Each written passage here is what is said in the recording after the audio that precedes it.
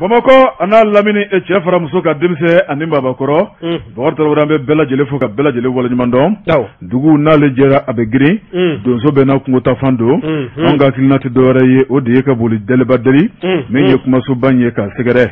sɛbɛnnikɛla minnu bɛ n'olu ye kalimu tabaw ye Bakari olu de bɛ maagɔn kɛ ni ka kalimu ta ka sɛbɛnni kɛ jamana in kunkanko kuma malidenw sago ye fɛn jumɛn ni fɛn jumɛn ye Mali a lombo lamalen don jamana in a bɛna laban cogo jumɛn na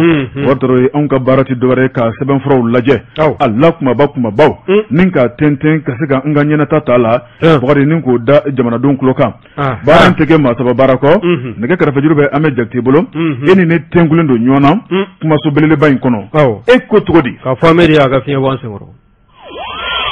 cɛ ka pep k'a ka feerefɛnw lakodɔn bɔ Jabate naamu bala cogo bɛ di Bakari Tarawele ne bɛ n tigɛ don joona l'observatoire parce que n'o ye Cyril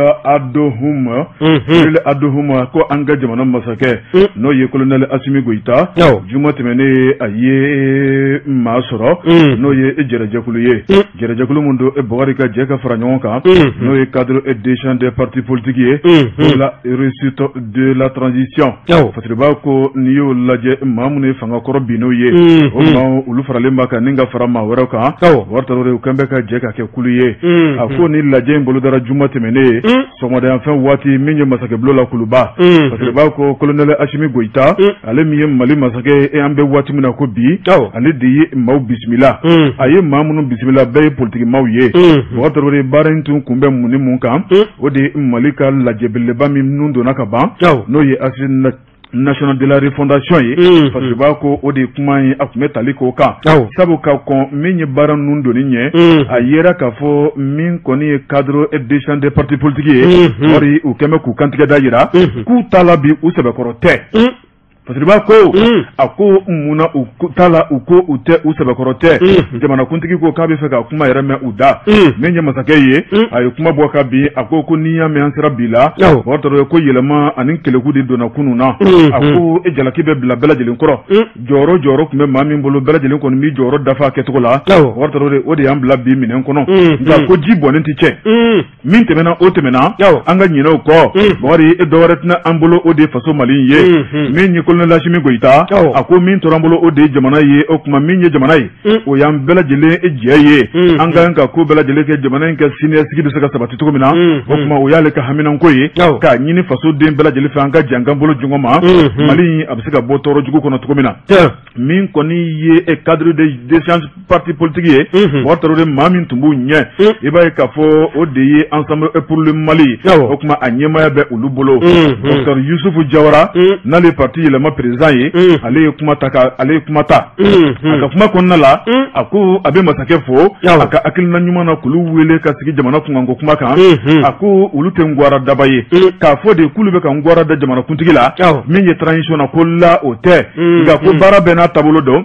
baara bɛɛ n'a kunkilenna don olu sigi ka jateminɛ kɛ min ye nin assise nationale ye olu ma nafa de ye o de y'a to olu ɲiginna la o tuma min ye assise ye Bakari Tarawele olu bolo nin t'a bolo da waati ye olu bolo fasodenw mago tɛ nin na nin waati la fasodenw mago bɛ fɛn min na olu bolo o de ye kalafili ye o tuma min ye masakɛ kura n'o sigira assise minnu donna kabini waati jan o tuma ko kura ko tɛ dɛ Bakari Tarawele o tuma a bɛ se ka lajɛ jamanadenw fɛ a kɛcogo ɲuman sabu kɔrɔtɔkɔrɔ ko tɛ o tuma bɛɛ lajɛlen da bɛ se ka don min na o tuma min bɛna boloda nin ye Bakari Tarawele ko n'an dun m'an cogo da dɔ bɛ dɔ la a dabɔra laɲini min kɔnɔ ko laɲini tɛ sabati dɛ o tuma k'o de ye olu funuku ye ka sɔrɔ a ma kɛ ni kɛlɛ ye ka sɔrɔ a ma kɛ ni wɔyɔ ye o tuma min ye masakɛ ye a y'a yira k'a fɔ togo ko hali bi ka t'u miiri u ko miiri t'a la ko k'olu de y'u miiri ka se bi la u t'a la bi u t'a la sini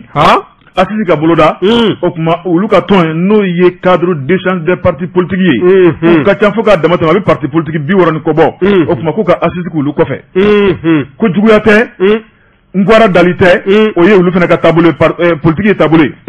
kunnafoni filɛ nin ye an ye min bɔ l'observatoire kɔnɔ Cyril Adohum ale ka sɛbɛnni don Cyril Aduhum ka fara l'observatoire Moka, Ambu Belagelefu. Il est intégré ni Sababo, Sabaminoka Mako, la référence du Mali. La référence du Mali. Akuma be fait Mingambi, Miye, Abouakaro Jarani, Akaulika Joye. Bogarko, Koyelmako, Akumfolako, Terrain Kabina Ulika, Bomokoni, Eka Israko, Minako, Yelmakate, Yinagaku Kaiwa. Bauni Krofo Laje, Me Ulika Joy, Belagele Kunusonjaledu, Nia Taka Laje, Onga, Namanya Kafuja. Koroka fanga o Davrila mamunu no lunana anona awatini na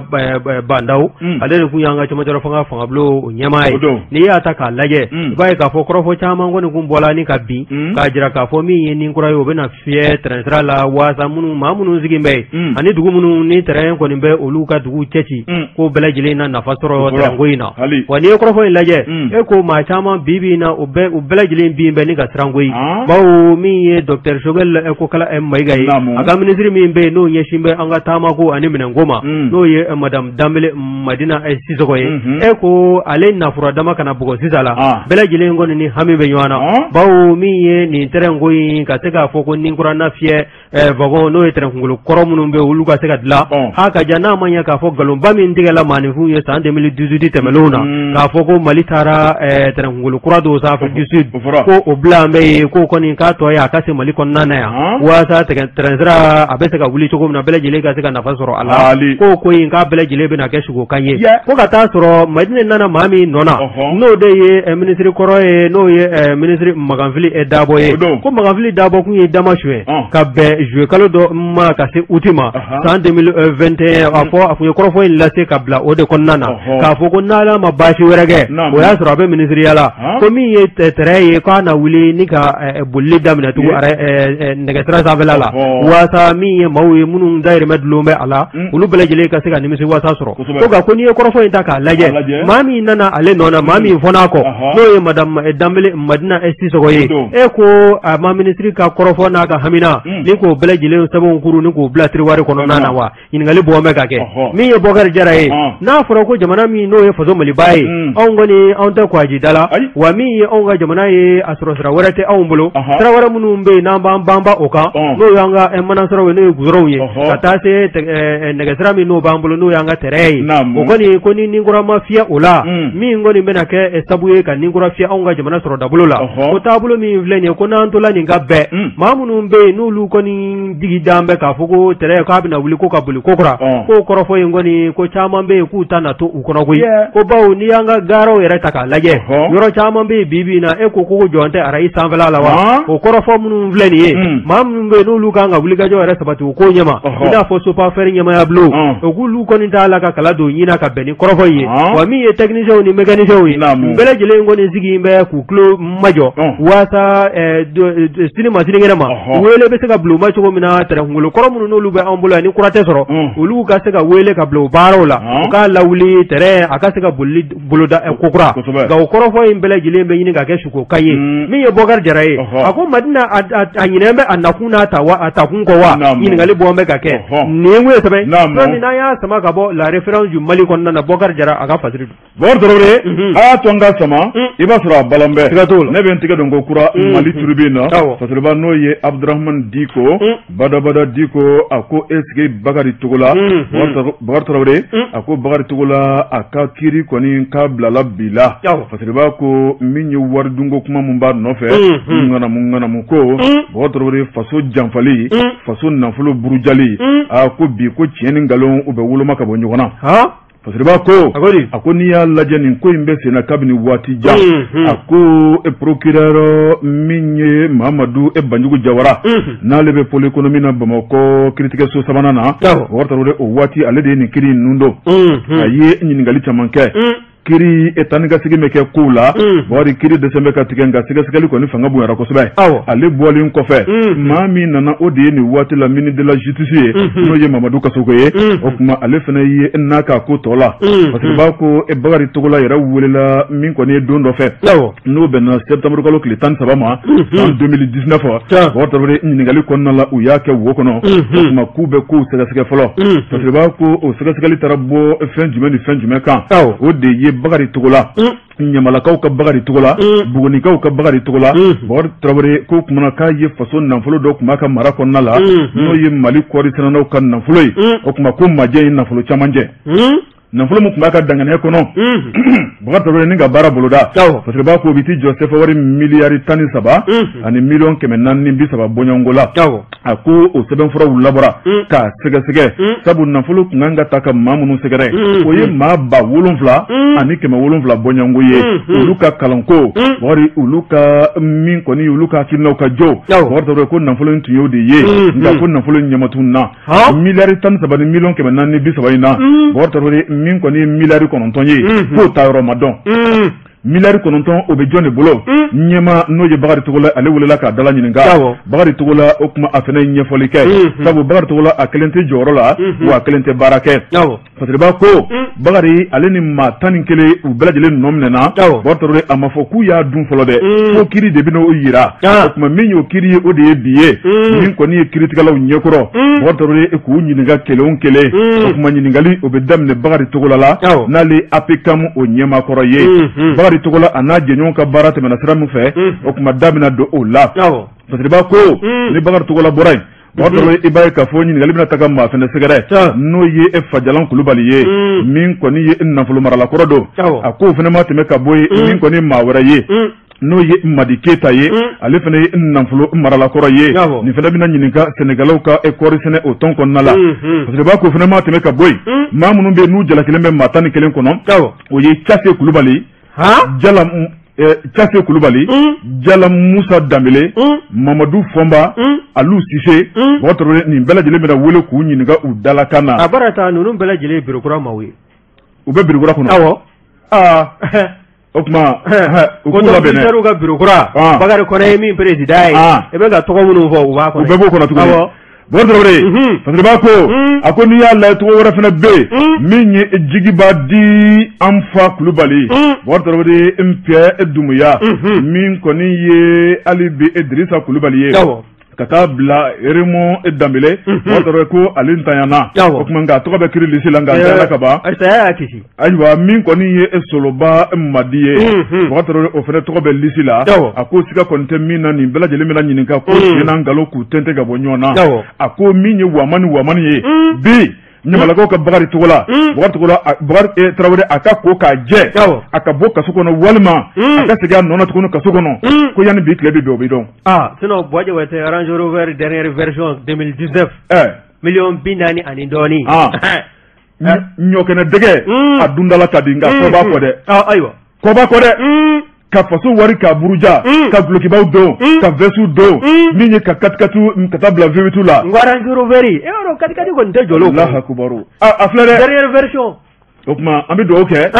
ala ko kishi no de bamako kurabe kuna fani flani ayi mi mom Mali tribune kono Abdourahmane Diko ale ka sebenindo Abdourahmane Diko ga fara Mali tribune mauka amu bela jelefu hali yentega do ni sabambe bo sabambe no ka mako l'indicateur du renouveau indicateur du renouveau ni ode ni aka wuli ka joyi ode ko mi ye kati mere baye no yoro e wologo mi e ko sona te wele fule économique ma o jabawa bawo ka sabuge ani sete ko kunye nafulo do o jena nafulo do ko ta ko di kati emerima ni ya taka laje mi ye wuli ka joyi o koni ngeme sabuye nafulo yi atununa mi ye se fawar million biduru ana ku ngamve o tununa mere bulu mi ya ka danga foloy no ya ka premier adjoint no ndwama e Bakari Traoré o de koni ye lettreke ka nyeshi mere ma awa adoni kama mi ye mere e ko aye nafulo yi aya la ko dongoyi ako o sebon jabila ka fo ka bina nafulo ka ya nafuli ngoni tunu nyama tunu nama ko ga ka bina nafuli ka ba sara o sebe invana mi endo ama ya Alisano Bakari Traoré aga adjoint folo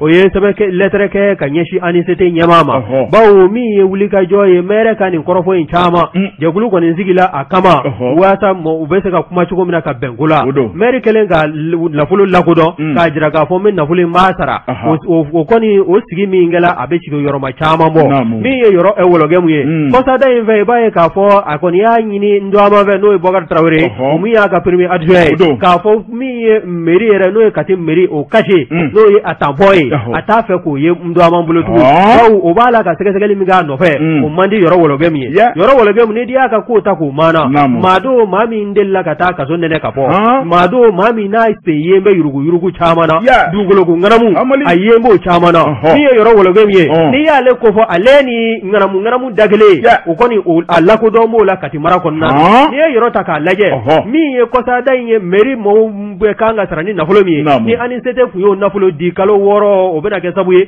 nafolo in ka se ka maanifinw sara fo kalo 6 bɔɲɔgɔn san 2017 tɛmɛlen kɔnɔna na wa n'i y'a lajɛ min ye yɔrɔ wɔlɔbɛ min ye ale nafolo ta k'o bila dufa kɔnɔna na k'a kɛ ɲizɔn ni jugusɔ ye ka bɛɛja fari ni k'o dani a ye min ye baarakɛlaw n'o ye fonctionnaire de collectivité territoriale ye olu kan ka nafolo min sɔrɔ ani tɔrɔmɔɲɔ min kan ka di u ma assurance maladie obligatoire sababu fo ka taa se u ka INPS ko sababu la min ye INPS min n'o bɛ Kulukoro o ɲɛmaa kɔni ye lettre kɛ kɔsada in na k'a fɔ ko min ye nafolo ye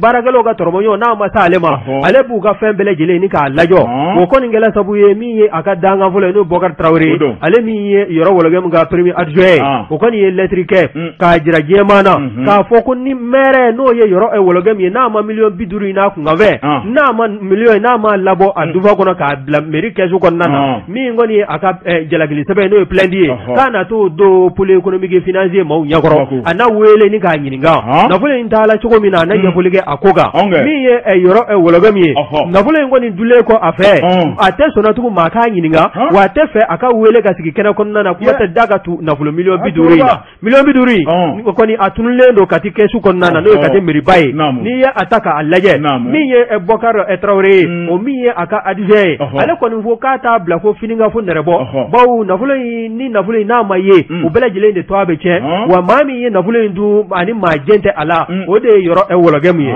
min ye o de ye o de y'a jira k'a fɔ waati ni don nataw kɔnɔna na min ye yɔrɔ wɔlɔbɛ min ye e ko a tɛna a ka kosow ni kasaw fara ɲɔgɔn kan ni ka taa i kɔtɛmɛ kokuratu kaso kɔnɔna na bawo a ye y'a ta yɔrɔ kɔrɔ ye o awɔ kana cɛkɔrɔba ye ta k'a tɛ kuma dɛ a bɛ fɛn min kunu nafolo dun awɔ Allahu akbar miliyɔn 50 a n'a kunkanfɛ baarakɛlaw ka sara kalo 6 sara san 2017 nafolo in dila ANICT de fɛ wa nafolo in dila ni décision min ye nin bɛɛ lajɛlen maanalen bɛ yan n'i y'a ta k'a lajɛ min ye ANICT ka ni ressource in ye ANICT y'a bila mairie ka bolo kan ni décision min ye o de filɛ 2017 069 FENAC 2017 o de kɛla sabu ye ka nafolo ɲini k'a yamaruya di mairie ma n'o ye Kati mairie ba ye waasa o ka se ka maanifinw sara min ye baarakɛlaw ye bi bi in na bɛɛ lajɛlen kɔni arriéré min kɔni n'o bɛ o ni mairie baarakɛlaw ni mairie ni ɲɔgɔn cɛ o dagosi ka bon kosɛbɛ ala ni maire ka dunko juguya kabako miliyɔn 50 a n'a kunkan nafolo ma bɔ i kunna a bɔra ANICT de kunna k'a di mairie ma e ka se k'i ka baarakɛlaw sara o ka AMO ko bɛ o la INPS ko bɛ o la a ye nin bɛɛ bila a dufa kɔnɔ min ye fasirikɛbaa ye n'o ye o de ye a y'a jira k'a fɔ waati ni don nataw kɔnɔna na n'a ko bɔra danga min fɛ ani da don a la ni k'o fana kɛ fasiri ye an n'o fana lagali k'o da lamɛnbaaw tulo kan nin kun ye sɛbɛn min n'an y'a sama ka bɔ l'indicateur du nouveau kɔnɔna na o de ye a ka wuli ka jɔ Boubacar Traoré hali bi bɛ ko min na o ma ban ne bɛ n tigɛ don ko kura Azalaï Express fasiriba n'o ye Harbert Maïga a ko an ka taa centre international de conférence de Bamako la Boubacar Traoré min ye jamana ɲɛmaw ye o tun kɛn bɛ ka tile 3 kɛnɛ dɔ sigi n'o bɛ tali kɛ Mali dugu jukɔrɔ nafolo ko kan Mali ale ye banna ye dugu jukɔrɔ nafolo la nka hali bi n'i ye dugu sanfɛla lajɛ fantanya bɛ malidenw na fasiriba ko a ko kalo tile 16 ka taa bila tile 18 na malidenw tun welelen bɛ CICB la Boubacar Traoré n'i y'a lajɛ anw dɔrɔn tɛ jamana minnu bɔr'u ka jamana kɔnɔ ka na yan o tuma u bɛ t'i jɔ jamana mugan bɔɲɔngo la k'a sababu kɛ kɛnɛ in a yakuba kun ka bon Boubacar Traoré daraja mun tun bɛ a la o tuma ko nin tɛ ko ncini ye nin ye ko min ye an bɛɛ lajɛlen k'an sen fa ka na lakale an ka se a kɛnɛ kan fasiriba ko a ko n'i y'a lajɛ ko tigi tun bɛ maa min yɛrɛ bolo o de ye Mali a kuranko a n'a jiko o minisiri ye ka taa bila pétrole ko la n'o ye Lamini Seydou Traoré ye fasiriba ko n'i y'a lajɛ a kɛrɛfɛ jamana premier ministre ale yɛrɛ de kun ye kɛnɛ in kɔrɔmakari a ko kɛnɛ belebeleba don a ko n'i y'a lajɛ Mali jukɔrɔ nafolo Boubacar Traoré a bɛ bɔ ka bɔ a tɛ ban pewu nka mun na hali bi malidenw tɛ ka lafiya parce que b'a ko ziranabɔla o bɛ ntolen de ta ko min kɔni ye Albert Mayiga ye ale taara munumunu salo boloda kɛnɛ kɔnɔna la Wɔtɔrɔ ale ni faso maliden dɔ ye ɲɔgɔn ye n'o ye Musa Ba ye a ye Musa Ba a y'a ɲininka min ye Mali a sanuko la Musa Ba ale yɛrɛ ye expert ye min kɔni ye an ka foroba baaraw yakubali ka taa bila nafolo jidi la parce que b'a ko min ye Musa Ba ye o kuma ɲininkali taara k'a sɛgɛrɛ a y'a yira k'a fɔ ale ye faso maliden ye Wɔtɔrɔ a bangera Mali kɔnɔ yan a y'a ka dugumakalanw kɛ Mali kɔnɔ yan Wɔtɔrɔ a ye garisɛgɛ sɔrɔ ni ka taa l'Amérique jamana la ni ka taa ka dɔnniyaw bonya parce que b'a ko a ko faso Mali ka juru b'an bɛɛ lajɛlen la a ko Mali ye kalan min ta k'ale sɛgɛrɛ Wɔtɔrɔ n'ale ye dɔnniya sɔrɔ juru min tora ale o de ye ka kɔmasegin boloda ka na o dɔnniya k'o baara bila sen kan Mali kɔnɔna la bɛɛ lajɛlen bɛ se ka nafa ni tɔnɔ sɔrɔ kɔnɔna la a ko nin don in n'a tun tɛ k'a kun kan ka sigi k'a sababu kɛ wagati yɛrɛ nafa kama ye a ko n'i y'a lajɛ Mali jugurula la sanu bɛ yen ka taa bila fɛn wɛrɛ la pétrole bɛ Mali la Wɔtɔrɔ o n'a ta o ta mun de bɛ hali bi min kɔni sɔrɔ badabada o dɛsɛ bɛ ka kɛ a ko n'i ye faso ale yɛrɛ ka budget ba lajɛ Wɔtɔrɔ min kɔni y'an ka dugujɔyɔrɔ nafolo ye o kuma 100 sarala la Wɔtɔrɔ i b'a ye k'a fɔ k'a jɔyɔrɔ ka bon kosɛbɛ min ye 75 ye k'an ka dugujɔyɔrɔ nafolo b'o de ta an ka san o nafolo la a ko miliyari 1,000 ani miliyari 500 parce que b'a ko a ko n'i y'a lajɛ min kɔni ye jamana ye ale y'i sigi ka sɛgɛsɛgɛli baaraw boloda a ko ka Mali ta k'a lajɛ kɔrɔn Kilebi Kɛɲɛka ani Baɲanfan a ko san 8 kɔnɔ Mali ka ɲi ka bɔ nɔgɔ la Mali dugujɔyɔrɔ nafolo fɛ n'a kɛra kɛcogo ɲuman na parce que b'a ko Musa Ba ale min ye expert ye Wɔtɔrɔ a ko bɛɛ lajɛlen ɲɛdɔn de ye ko bɛɛ lajɛlen dabali ni fɛɛrɛ ye a ko i bɛ min dɔn i b'o dɔn i tɛ min dɔn i t'o dɔn a ko ale ye kalan minnu boloda ale ye sɛgɛsɛgɛli minnu boloda Wɔtɔrɔ faso o kuma ka dugujɔyɔrɔ nafolo Wɔtɔrɔ k'a kan ka malidenw de nafa a ko san 8 kɔnɔ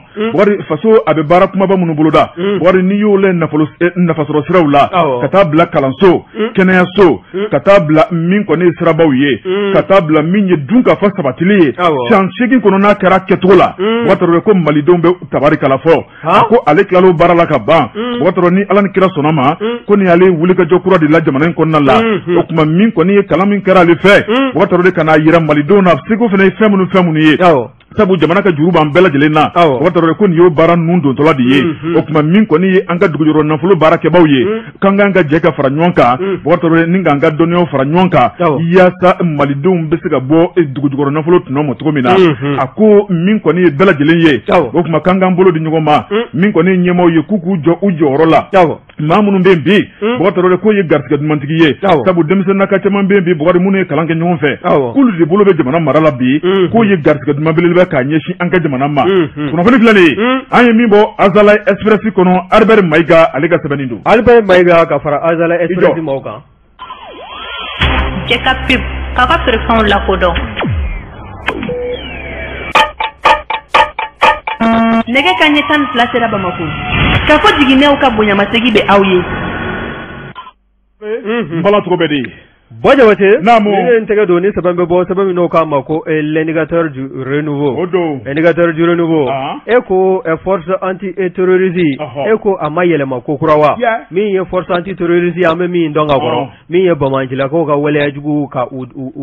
gɔndɛrɛ k'u gɛn ka bɔ an ka jamana kɔnɔna na u mana kɛ fa o fan fɛ jamana seleke 4 nin jɛkulu in kɔni sigila waasa ka se k'u nɔbɔ ka se ka u bali u ka waleyajugu ni ka se ka u waleya anw ka jamana seleke 4 kɔnɔna na nka n'i y'a ta k'a lajɛ kɔsada in na ministre min n'o ɲɛ an ka ministre so min n'o ɲɛsin bɛ an ka jamana kɔnɔna kananko ma n'o ye ministre de la sécurité intérieure ye ani an ka sapeur pompier olu ka ministre so bɛɛ lajɛlen jaso bɛɛ kelen na a kɔni a ye arrêté ministériel a y'o dɔ ta n'i y'a ta k'a lajɛ o arrêté ministériel o ye numéro 2021 min n'o bɛ 46-49 kofɔ n'o taala o ministre so kelen fɛ ka bɛn novembre kalo tile 10 ma san 2021 a bɛ fɛn jumɛn kofɔ a ko min ye force anti terroriste ye no ye forçati na kumba doni oye ayelama ni ka ke fati min ate wele ko forçati tugu a wele la ko fat no ye force anti terroriste kele o kuma kele inde be fo ala ga police nationale o sente ala ba o folo min ngudo folo o police nationale kata se garde nationale ma ani gendarmerie nationale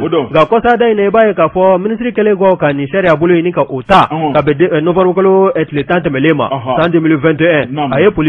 aye police nationale ayo wuli ka bo ala atoko ni ndola gendarmerie nationale ani garde nationale ni ko ni ame ko force anti terrorisme e bi miri force flala mi gendarmerie nationale kata se garde nationale ma polisu ma be se ka fo ko yalima uye wuli ka jo minga ku ka senu ka sengola jira ni ka to ka commanda no ye samage ka to sama ka bo mandat de dépôt ka to konnana e ko maga sabu ni ka korofo ni ka geleya unofawa ni ngali ko bo mega ge gani e korofo ilaje mi ye ministry amani decision ni hagilna inta akunfagwe ako kosa daina ani police direction nationale uye nyoaye mi ye ministry ay korofo chama boni ka bi anu police ka la fasal tonje kulu bawu nun fara la nyanga ni ka to da ko synergie des syndicats de la police nationale anu lu fana ye nyoaye aya jira ka da utloka ka fo ko mi ye force anti terrorisme koni abina munumunu fami ndafeza o de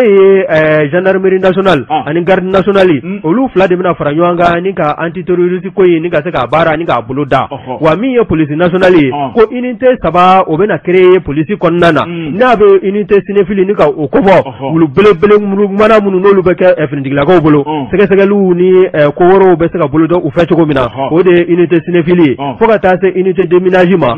bo mu be do famunu we ma munu nga kala jome ka nyesu tabolo ma o ye unité flanaye ani unité anti terrorisme al na soro la o te force anti terrorisme konnana o ba o bolo fara fana o unité saba yin bele jilin ngoni dan fara la ko bele jilin bla o ka damana fa mi ye ministry akelen ko ka korofo en boloda aya jira fana ka fo mi ye brigade anti criminalité no e bagi kata se brigade spéciale d'intervention ma no e bezier ani GIPN fo kata se UMC ma bele jilin ko ambe na baraw ni tabulu ta ka nyesi nunuma ko ka bara ka kokoroma du bolo wa sa bara mi na be bolo da bolo bara bele jilin ka se ka ke sababa ye ko ga ko mi ye force anti terrorisme fati ko o koni police sembola ola mi ye gendarmerie ni garde nationale olu nu wakli do ulaza nyingali mi wanu vumba tani ngase ali sayina fon datu lala chogomna ko yalma ni police la kanunu ulla kasobomba ku kunda yenga kata uka komanda mi ne ko ni ngala sababu ni jalagili talaka nyejama nam nana ka datugu manda dépôt dale ako aka utara ni kata alabo no be samake Umar samake commissaire divisionnaire Umar samake no be okofo ko yalma ode maga sababu ni ga police ni ga taga ko kaboni bara inawa ni ngali bo meka ke ni gwe sebe mi no anya sama ka bo l'indicateur du nouveau konnana y dumya aka wuli ka jod kuma kan wore ambe de gami wabe ke kapip aka prefon la kodo wajabate namu daran nana dandigal batola hali nago bala to go be Bortorobre neben tiga do jona lende pana fasiriba no ye Abdul Dambele ko angata kolokani cercle la bortorobre menye kolokani kawye kolokani alebe communitant ko fo a communitant jamakulu bela jelen bora juma temene ninga kuma kan kelen fo odi u ka conseil de cercle wari menye anyema baye o kuma ko aka walanseme ego ngara fasiriba ko ako e conseil de cercle de kolokani o de jaje jaraye fasiriba ko abe sigiro ina cabinet en 2006 ni yo laje ni yo santanduruye ma minye abe nyema sigiro la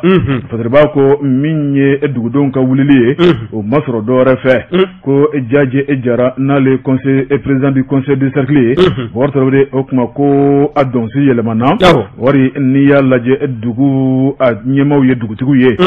ka tabla makoro la wartoro le kuluni bunya kakan fasiriba ko menye conseil du cercle de kolokani a président e jaje jara wari e ko bunya mutumani makoro chella walila okuma kayo bunya birifini ayo faraka boyi okuma ko bunya tani mashi cheble min kadaye o de be fo min kadaye o de be ke wari ni ya laje min ko ni jagwa fangaye ka keme ko de choko dugudon kuna min te dugudon tabolo ye ka sabali fasiriba ko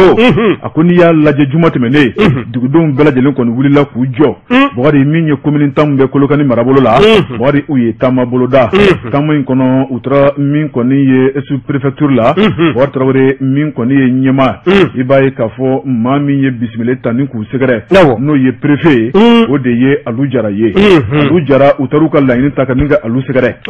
k'a yira k'a fɔ Alu ye o tuma min kɔni ye aw ka président du conseil de cercle ye Bakari n'o ye Jaje Jara ye anw dugudenw anw de tun b'a fɛ kunun anw dugudenw an t'a fɛ bi an t'a fɛ sini wa a ka walan sɛbɛn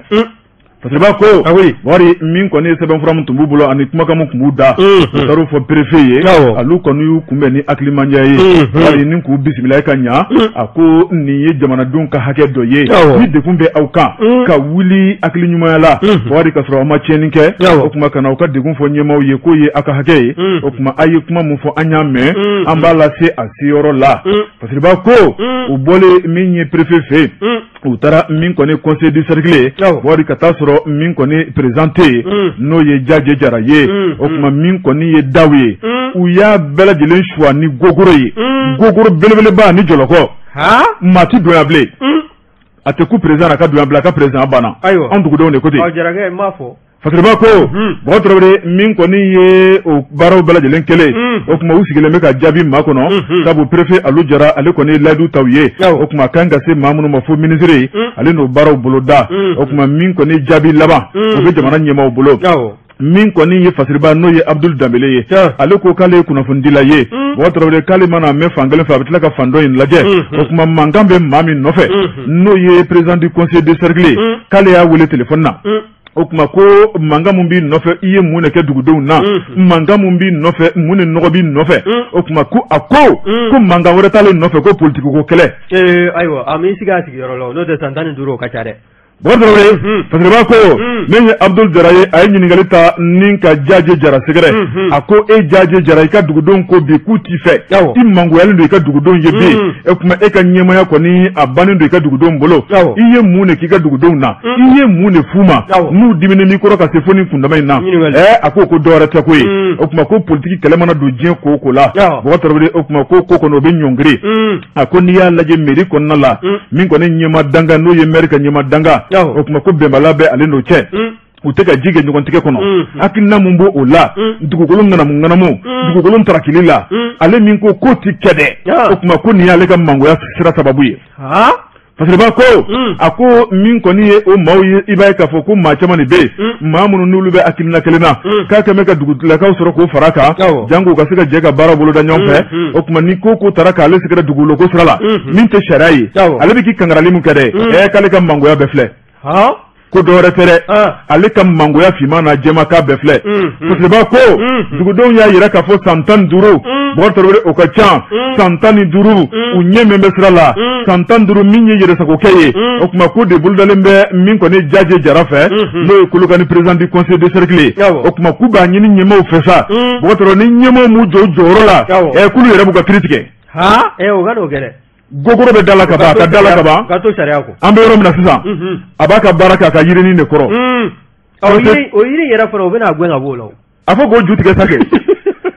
u kana doso la k'o tigɛ ka bɔ yen a bɛ gɛn bamanan murusilen o ma ɲi dɛ a b'a ka sɛbɛnfura a b'a ka réunion n'a ka baaraw bɛɛ kɛ yirinin min kɔrɔ dɛ n'a y'i farati maaw kama olu ka ɲɔgɔn kan ye o yiri fana kɔrɔ bamanan bɛ don a kan ni sɛbɛ ye siga kɔni t'o la dɛ o tuma a b'i sigi yiri o yiri kɔrɔ yanni Kolokani bɛ yirinntanya o tuma ko ɲɛmaaw k'a lajɛ u k'u jɔ u jɔyɔrɔ la ayiwa an ka jiriw ko b'an ye kunnafoni filɛ nin ye an ye min bɔ indépendant kɔnɔ Abdul Dambele ale ka sɛbɛnni don Abdul Dambele ka fara indépendant maaw kan an b'u bɛɛ lajɛlen fo Buwa Jabate ne tɛgɛ don ni sɛbɛn bɛ bɔ sɛbɛn min k'a ma ko Mali Tribune min ye anw ka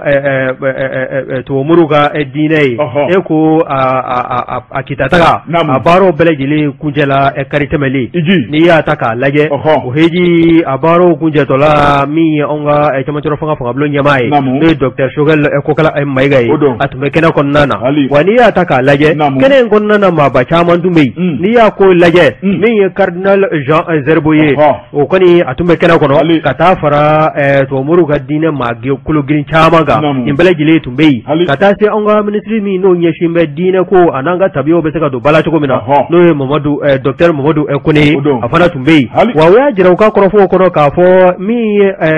kerecɛnlakaw ye ko kɔni u jɔyɔrɔ ka bon jamana faso Maliba ka keleya taabolo n'a wulikajɔw la wa u jɔyɔrɔ ka bon kosɛbɛ u ka weleliw kɛ min ye Ala welew ye waasa min ye jamana in a bɛ danga min na a bɛ se ka kolosuma cogo min na o laɲininen b'u bɛɛ lajɛlen fɛ wa min ye cardinal Jean Zerbo ye a ye kuma ta a y'a jira k'a fɔ min ye wulikajɔ ye ha ka ja hali n'a sɔrɔla kɛnɛyaw jon tɛ a farikolo la kosɛbɛ a ka hamina o de ye jamana in ka keleya n'o ye maliden kelenna bɛɛ lajɛlen ka don da kelen fɛ ka bɔ da kelen fɛ diinɛ ko kana ye a la min ye siya ko ye o kana ye a la o ye a ka wulikajɔw ye wa min ye Sogɛli ye a kɔni a y'o kuma kɔkɔrɔma don bawo a y'a jira k'a fɔ min ye cardinal Jean Zerbo ye a bɛ waati jan bɔ ale b'a la k'a jateminɛ min ye cardinal Jean Zerbo ye a ka wulikajɔ a datugu n'a yɛlɛ n'a sigi a bɛɛ lajɛlen dulon bɛ Mali ka keleya na min ye jamana faso Maliba ye an bɛ se ka ɲɔgɔn minɛ cogo min na k'an tɛgɛ di ɲɔgɔn ma ka don da kelen fɛ ka bɔ da kelen fɛ wa min ye jamana ka keleya ye o hami min bɛ cardinal Jean Zerbo la dɛ o kɔni k'a bɛ a kɔ bi a bɛ a kɔ sini o tɛ taa wulikajɔ ni cɛsiri min kɔ ani dɛmɛ min kɔ dɛ a n'o ta k'o ɲɛsin cardinal na a nɔfɛmaw ma wa min ye an ka laadalatigiw ye nin bɛɛ lajɛlen tun bɛ kɛnɛ in kɔnɔna na wa ninnu bɛɛ lajɛlen ŋaniya siri wa min ye anw ka jamana ye a ka keleya min ye ni pèlerinage tago 50 n'a ye a bɛ se ka bila minɛn kɔnɔna na minɛn min kɔni n'a bɛ se ka kɛ sabu ye jamana ka se ka kolosuma jamana gɛlɛya minnu bɛ a kɔnɔna na dugawu ni Ala wele o bɛ se ka kɛ sabu ye k'a tɔɔrɔw ye nin cogo min na o kɔni u bɛɛ lajɛlen bɛ maanifin kelenna bɛɛ lajɛlen hami na kita kɔnɔna na wa n'i ye kɔrɔfɔ in lajɛ maa min n'o kun ye ni fasirili sɛbɛn ka ciden kɛrɛnkɛrɛnlen ye n'o Usmani Mahamani ye ale kɔni ye a jira k'a fɔ bɛɛ lajɛlen ni nisɔndiya tun bɛ ɲɔgɔn na kɛnɛ kɔnɔna na kita bawo bɛɛ lajɛlen hamina ye kelen wa bɛɛ lajɛlen hami bɛɛ lajɛlen kunkilenna ni filɛfa bɛɛ lajɛlen kun ye kelen ye Notre Dame sur la colline o kɔni o kɛra yɔrɔ ye makaama yɔrɔ don lɛrɛ naani bɔɲɔgɔnko o kɔni t'a la k'o kɛ Ala wele la k'o kɛ damakasi na waasa min ye bɛn ni kelenya ye o fiɲɛmugu bɛ se ka suuru anw ka jamana kɔnɔ cogo min na o kɔni o kɛla anw ka kerecɛnlakaw fɛ